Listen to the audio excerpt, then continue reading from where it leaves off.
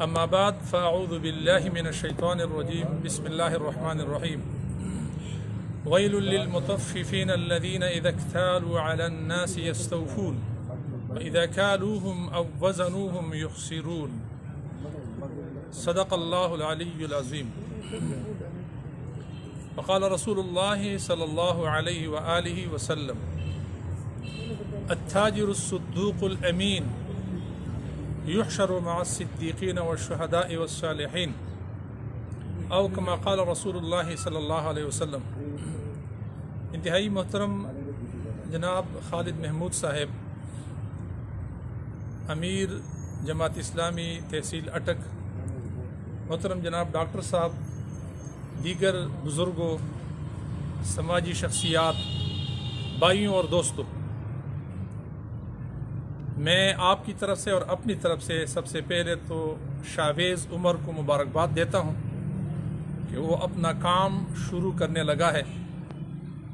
کہ اللہ تعالیٰ ان کے لیے اس کام میں برکت عطا فرمائے اور ہمارے سب کے جتنے بھی ہم کاروبار کرتے ہیں، کام کرتے ہیں، پیشے اختیار کیے ہوئے ہیں، ان تمام کاموں کے اندر ہمارے لیے برکت پیدا فرمائے اور رزق حلال کے دروازے ہمارے اوپر کھول دے.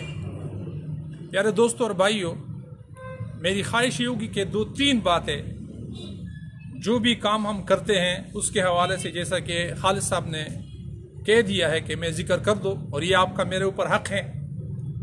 کل قیامت کے روز آپ مجھے میرے گریبان سے مجھے نہیں پکڑیں گے کہ آپ نے بتایا نہیں تھا، مولوی صاحب آپ آئے تھے اور آپ نے مٹھائی کھا کر واپس چلے گئے تھے. تو یہ میں اپنا فریضہ سمجھتا ہوں، اور ایسی بات نہیں ہے کہ آپ کے علم میں نہیں ہے. آپ ہر روز یہ باتیں سنتے بھی ہیں، علماء کرام، اور خود بھی آپ پڑھتے رہتے ہیں. آج وہ دور نہیں ہے، ساری چیزیں سامنے ہیں، میڈیا کا دور ہے، ہر چیز ظاہر ہو گئی ہے. لیکن بطور تذکیر کاروبار کرنا، یہ اللہ کے نبی نے فرمایا ہے کہ طلب و کسب الحلال فریضۃ بعد الفریضہ. رزق حلال اور کمائی کرنا یہ فرائض کے بعد بھی ایک فریضہ ہے. اس کا مطلب یہ ہے کہ صرف یہ فریضہ نہیں ہے کہ تمام انسان جو ہے بس اسی کو فرض سمجھ کر لگے رہیں اور باقی فرائض ترک کر دے، چھوڑ دے. نماز کا وقت ہو تو نماز چھوڑ دے، روزے کے ایام ہو تو روزے کے لیے روزہ چھوڑ دے اور کاروبار کو ترجیح دے. نہیں، یہ فریضہ ہے، لیکن دیگر فرائض کے بعد فریضہ ہے، یعنی اس کا خیال رکھتے ہوئے یہ فریضہ ہے. رزق حلال کمانا، یہ ہم خود اس نوٹ کے اوپر ہماری حکومت نے بھی لکھوا دیا ہے کہ جب یہ لوگ اٹھائے اپنی جیب سے، جب بھی نوٹ اٹھائے تو اس پہ لکھا ہوا ہو کہ رزق حلال کمانا عین عبادت ہے. تو یہ گویا کہ ہم جو سمجھتے ہیں نا، ایک جملہ ہوتا ہے کہ بس جی مولانا صاحب ہم تو کاروبار کرنے والے لوگ ہیں، دنیا دار لوگ ہیں، دین سے ہمارا تعلق نہیں ہے. میں سمجھتا ہوں کہ یہ جو جملہ ہم استعمال کرتے ہیں یہ غلط جملہ ہے. یہ ہمیں کسی اور نے سمجھایا اور پڑھایا ہے. ہمیں سمجھنا چاہیے کہ نہیں، یہ عین عبادت ہیں اگر اس کو ان شرائط کے تحت کیا جائے کہ جو اللہ اور اس کے رسول صلی اللہ علیہ وسلم کا حکم ہے. تو اللہ اور اس کے رسول صلی اللہ علیہ وسلم کا حکم یہ نہیں ہے کہ آپ فرائض 5 بنیادی فرائض میں سے ایک فریضہ زکوٰۃ مقرر نہیں کیا ہے. تو زکوٰۃ کون دے گا؟ وہ میری طرح کا غریب بندہ دے گا؟ وہ بندہ دے گا جو کاروبار کرتا ہے، کمائی کرتا ہے اور کچھ کماتا ہے تو اس میں سے زکوٰۃ دیتا ہے، وہ صاحب نصاب بن جاتا ہے. تب جا کے وہ کسی کو زکوٰۃ دیتا ہے، وہ کوئی فرض پورا کرتا ہے، کسی کے حقوق پورا کرتا ہے، اللہ کے دین کے غلبے کے لیے خرچ کرتا ہے، غریبوں کے اوپر خرچ کرتا ہے، مسکینوں کے اوپر خرچ کرتا ہے، اور اپنے حقوق العباد میں خرچ کرتا ہے، بیوی بچوں پر خرچ کرتا ہے. تو تب خرچ کرتے کہ اس کے پاس کچھ ہو، کمایا ہو، حلال رزق کمایا ہو. اس لیے میرے دوستوں اور میرے بھائیوں، ہمیں چاہیے کہ جو ہم کام کرتے ہیں اس کو ہم عبادت سمجھ کر کریں اور اللہ کا دین سمجھ کر کریں. یہ اللہ کے دین کا ایک حصہ ہے، اہم حصہ ہے، لیکن ہم اس کو دنیا سمجھ کر اپنے دین سے اس کو کاٹ دیا ہے اور اپنے آپ کو آزاد سمجھ کر باقی ساری چیزیں ترک کر دی ہے اور صرف اسی دانے اور پانی کے پیچھے لگے ہوئے ہیں. اسی لیے میرے دوستوں اور میرے بھائیوں، اللہ تعالیٰ نے ہمیں عقل شرب کے لیے نہیں پیدا کیا. اللہ رب العالمین نے ہمیں کھانے اور پینے کے لیے پیدا نہیں کیا. اس کے لیے تو جانور اللہ نے پیدا کر دیے ہیں. ہم انسان ہیں، ذی شعور انسان ہیں، پھر ہم مکلف ہیں. ہم نے کلمہ لا الہ الا اللہ محمد رسول اللہ پڑھا ہے، لہذا ہم اس کے تقاضے پورے کریں گے. رزق کمائیں گے، ٹھیک طریقے سے کمائیں گے، حلال طریقے سے کمائیں گے، اس میں جھوٹ نہیں بولیں گے، اس میں خیانت نہیں کریں گے، اس میں بدکرداری نہیں کریں گے، بدعہدی نہیں کریں گے۔ لا ایمان لمن لا امانت لہ، اللہ کے نبی صلی اللہ علیہ وسلم نے فرمایا کہ اس کی سرے سے ایمان ہی نہیں ہے کہ جو امانت، جس کے اندر امانت داری نہیں ہے۔ اللہ کے نبی تو امین تھے، صادق تھے، تو ہمارے اندر امانت داری ہونی چاہیے، امانت کا خیال رکھنا چاہیے۔ ولا دین لمن لا عہد لہ، اس کے سرے سے دین کا کوئی اعتبار نہیں ہے۔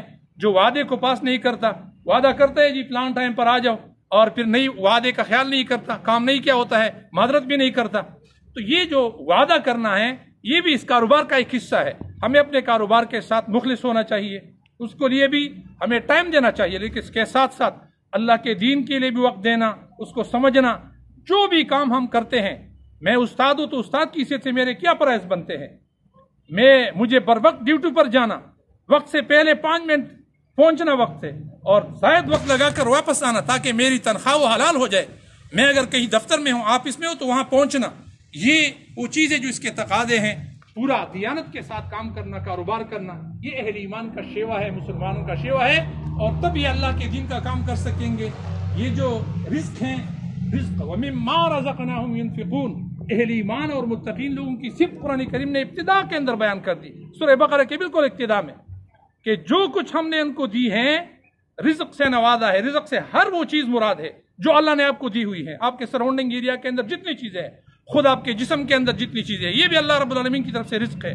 جسم ہے، توانائی ہے، عقل ہے، دماغ ہے، پیسہ ہے، اور صلاحیتیں ہیں، عہدے ہیں، جتنی بھی چیزیں یہ رزق کے اندر آتے ہیں۔ آپ کی کاروبار ہیں، مال و دولت ہیں، بچے ہیں، بیوی ہیں، دوست احباب ہیں، ان میں سے خرچ کرنا اللہ کی رضا کے لیے۔ اس لیے میرے دوستوں اور میرے بھائیوں، یہ وہ بات ہے کہ جو دین کا ایک حصہ ہے، ہمیں یہ سمجھ کر کریں گے۔ اگر ایسا کریں گے تو اللہ کے نبی نے کیا فرمایا، التاجر الصدوق الامین، کہ ایسے تاجر اور کاروبار کرنے والا اور کام کرنے والا کہ جو سچا اور رازباز ہو، جو دیانتدار ہو، اور جو امین ہو، بداہد نہ ہو، دھوکہ باز نہ ہو، فراڈیا نہ ہو، خائن نہ ہو، کرپٹ نہیں ہو، کرپشن نہیں کرتا ہوں، اور امانت دار ہو۔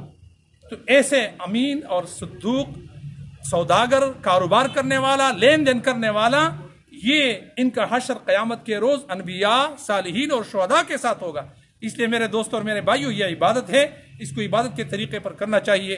باقی فرائض کا بھی ہم نے اختیار کرنا ہے اور خیال کرنا ہے، اللہ کے دین کے لیے بھی وقت نکالنا ہے، اللہ کے دین کو لوگوں کو سمجھانا بھی ہے، اپنے جو ہمارے ساتھ اٹھنے بیٹھنے ہم مشرب پیارا لوگ ہیں ان کو بھی اللہ کے دین کی طرف متوجہ کرنا ہے، اللہ کے احکام کا خیال رکھنا ہے، اور اللہ کے دین کے غلبے کے لیے بھی اپنے مال میں سے ایک مخصوص حصہ نکالنا بھی ہے کہ اللہ کا دین اس معاشرے کے اندر مغلوب ہے، اس کو غالب کیا جائے، لوگوں کے اندر عام ہو جائے۔ وہ جو کامل اور مکمل نظام اللہ تعالیٰ نے ہمیں دیا ہوا ہے، جس میں کوئی کمی نہیں ہے، جو اللہ نے مکمل کر دیا ہم تمام کے لیے، ہر انسان کے لیے، کسی بھی قسم کی، کسی زمانے کے اندر، نہ گزشتہ زمانے میں، نہ موجودہ زمانے میں، نہ آئندہ کے لیے، اس میں ایک پھائی کے برابر، ایک ذرہ برابر کمی نہیں ہے، مکمل نظام ہے۔ اسی کی طرف پلٹنے اور اسی کی طرف لوگوں کو بلانے، اسی کے لیے اس کو قائم کرنے کے لیے محنت کرنے اور کوشش کرنے کی اللہ تعالیٰ ہمیں توفیق عطا فرمائے، اور ہمارے بھائی کے اس کاروبار میں بھی اللہ تعالیٰ برکت عطا فرمائے۔ جتنا بھی یہاں